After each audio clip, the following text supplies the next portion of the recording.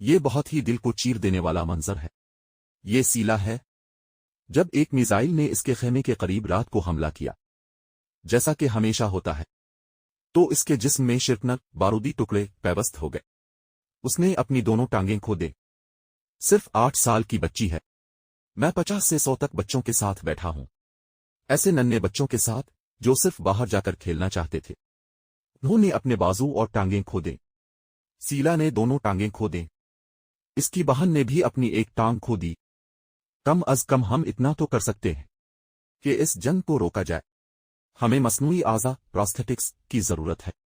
ہمیں wheel chairs چاہیے۔ یہ سب چیزیں فوری طور پر درکار ہیں تاکہ ہم اس چھوٹی سی شہزادی کی زندگی کو اثر نو شروع کر سکیں۔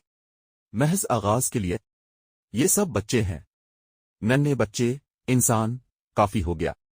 اور جب تک یہ بموں کی آوازیں جاری ہیں، آئیے ہم کم از کم جو کچھ کر سکتے ہیں وہ تو کریں۔